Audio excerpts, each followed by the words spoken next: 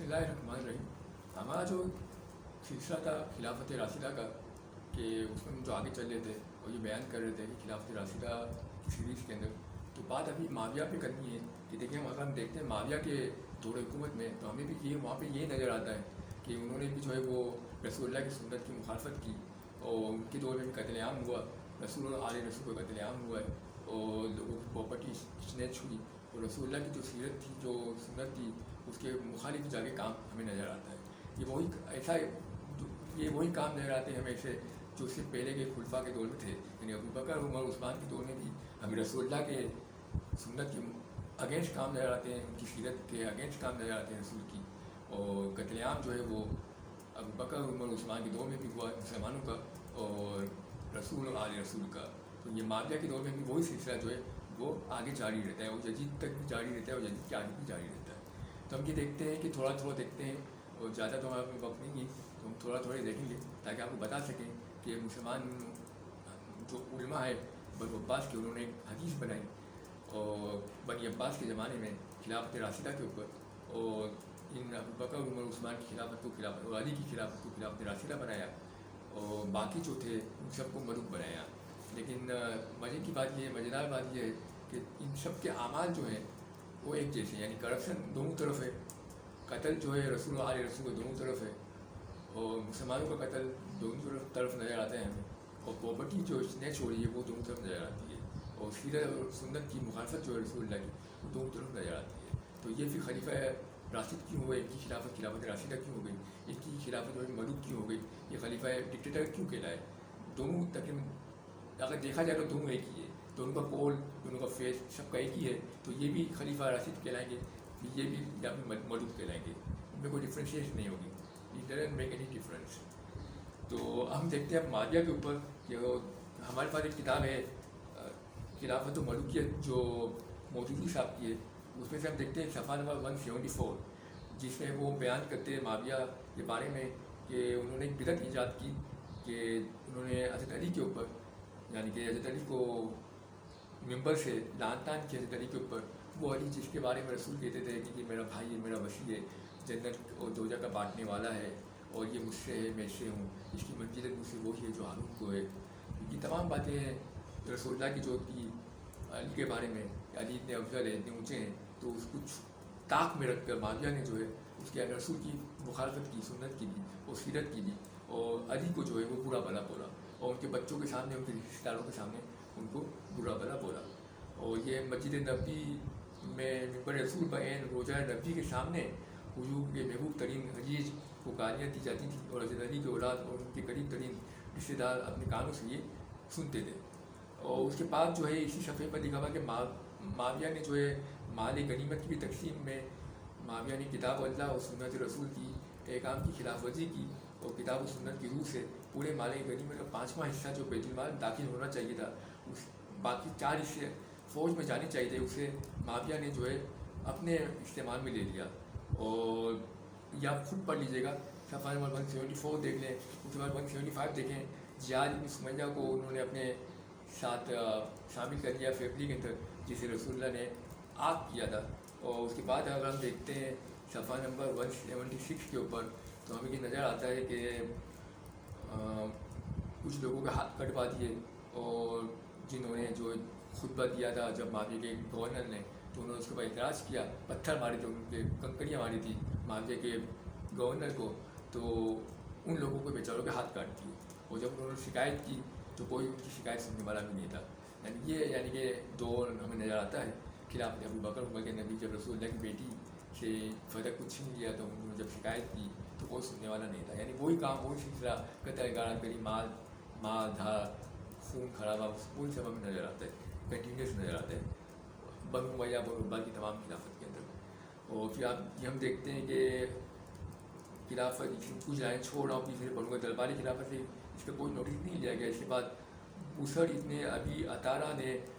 जिसे माविया ने हज्जाज और यमन को हज़रत अली के कब्जे से निकालने के लिए भेजा था और फिर हमदान पर कब्जा करने के लिए उसको मामूल किया, तो उसने अली के गवर्नर उबैदुल्लाह इब्न अब्बास के जो छोटे छोटे बच्चे जो थे उनको कत्ल कर दिया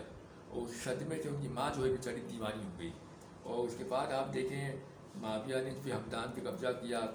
حملہ کیا اور عورتوں کو قید کیا، مسلمانوں کو قتل کیا، یہ تمام باتیں جو 177 صفحے پر بھی آپ کو ملے گی۔ اور اس کے بعد جو ہے حجر ابن عدی جو ہے ان کو قتل کرنا، رسول اللہ کے جو صحابی تھے ان کو ماننا، اور پھر جنگ صفین ہوئی، اس جنگ صفین کے اندر ہم دیکھیں تو کتنے وہ لوگ قتل ہوئے، آپ اس کا اندازہ نہیں لگا سکتے ہیں کہ ایک روایت کے مطابق 80,000 ہے، ایک کے اندر کچھ اور ہے۔ تو ہم یہ جنگ صفین کا دیکھتے ہیں، جو ہمارے پاس کتاب ہے مروج الذہب، جس کی دوسری چیز ہے ہمارے پاس مروج الذہب کی تاریخ مسعودی جسے کہتے ہیں، اور جس کا صفحہ نمبر 289، اس میں لکھا ہوا جنگ صفین کی مدت، جنگ صفین جس میں شام کے 45,000 اور عراق کے 25,000 افراد کام آئے، اور یہ 110 دن تک جاری رہی، اور اس دن اور اصحاب رسول اس میں شہید ہوئے، جس میں عمار ابن یاسر کا نام ملتا ہے، جن کی عمر 73 ہے، اور اس کے علاوہ جو ہے عراق اور شام کے درمیان چھوٹی چھوٹی اور لڑائیاں بھی ہوئی، اور بھی لوگ قتل ہوئے۔ تو آپ نے دیکھا کس طرح قتل عام جو ہے وہ جو خلافت اول سے شروع ہوا ہے، جو ظلم، جو بربریت کا، جو کرپشن کا، وہ اب تک چل رہا ہے، وہ آگے تک چلا، اور آج تک مسلمانوں میں یہ چل رہے گا۔ اس کے بعد ہم دیکھتے ہیں کہ رسول اللہ کی جو محبوب شخصیت تھی، جو رسول کے بڑے نواسے تھے، حسن، ان کا بھی معاویہ نے جو ہے ان کو زہر دے کر ان کو قتل کر دیا، اور رسول اللہ کے 3 نواسے تھے،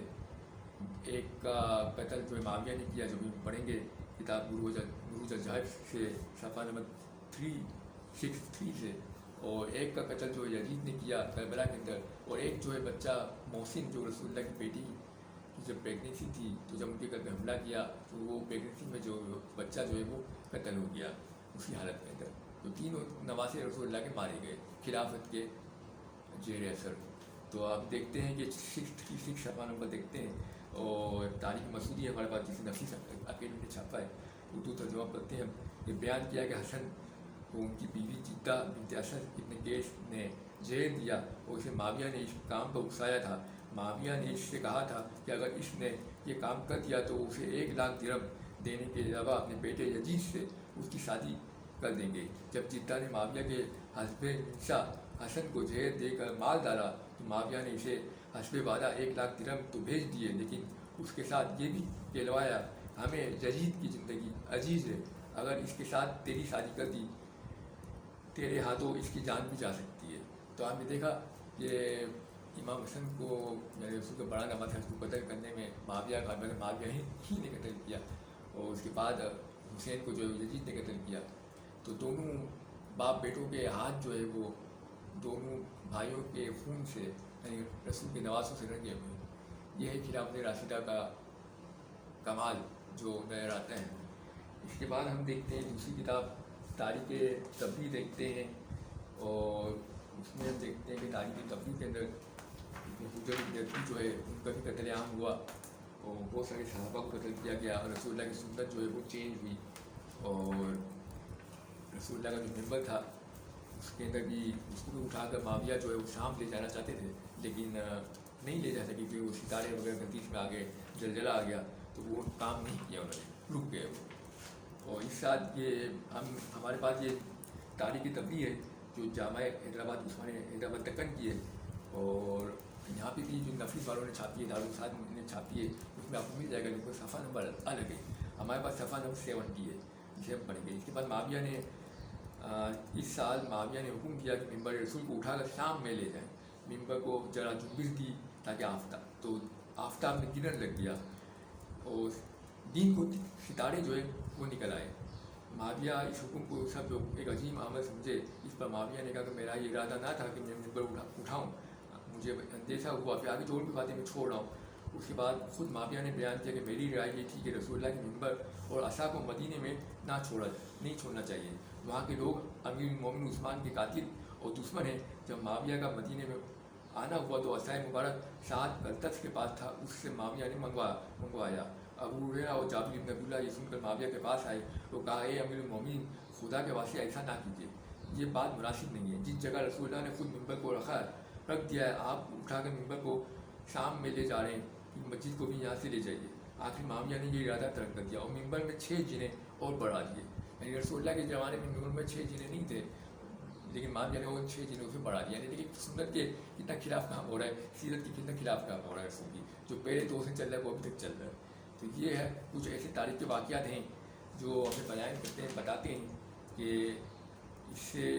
خلافت راشدہ کو بچانے کے لیے مسلمانوں نے حدیثیں جو ہے وہ گڑھی تاکہ خلافت راشدہ بچ جائے، اور باقی جتنے بھی خلیفہ تھے جو ان کے چاہنے والے لارڈ عمر خلیفہ معاویہ سے لے کے آگے تک، ان سب کو قربان کر دیا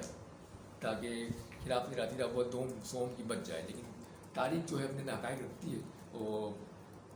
تاریخ کی نظروں سے اللہ کے حق سے کوئی بچ نہیں سکتا۔ اس کے بعد ہم دیکھتے ہیں کہ باتیں تو ہمارے بہت ہیں کرنے کے لیے، لیکن اب ہم صرف ایک دو باتیں اور دیکھیں گے معاویہ کے سلسلے میں کہ معاویہ نے جو ہے وہ بدھ کے دن جو ہے جمعے کی نماز پڑھا دی۔ یہ تاریخ مسعودی ہے ہمارے پاس، اس کی تیسری چیز ہے، اور اس کا صفحہ نمبر جو ہے ہمارا 57 ہے۔ 57 میں اگر ہم باقی دیکھتے ہیں صفحہ نمبر، تو ہم پورا صفحہ تو نہیں پڑھیں گے بلکہ ہم تھوڑا سے پڑھیں گے، اور صفحہ نمبر 57 میں ہے کہ کچھ بیچ کی لائنیں ہیں جو میں پڑھ رہا ہوں، پورا پڑھے گا آپ کو دے دیں گے، آپ خود پڑھ لیجیے گا کہ جہاں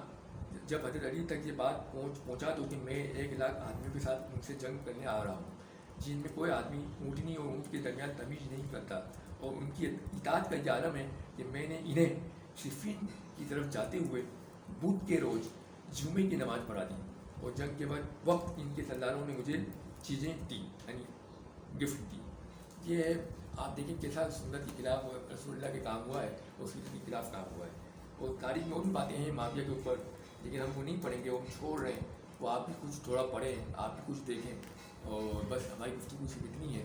کہ مسلمان جو ہے ان کو چاہیے کہ وہ حق کو حق مانے اور باطل کو باطل مانے، تو ہی ہے کہ فتنہ ختم ہو سکتا ہے ظلم اور بربریت کا۔ اگر انسان جو ہے باطل کو حق مانے گا اور حق کو باطل مانے گا تو یہ آگ جو ہے بھڑکے گی، یہ آگ اسی پر ختم ہو سکتی ہے جب آپ حق کو حق مانیں اور باطل کو باطل مانیں۔ ہماری تحقیق کا مقصد صرف اتنا ہی ہے کہ ہم لوگوں کو انفارم کریں کہ کیا حق ہے اور کیا باطل ہے، اور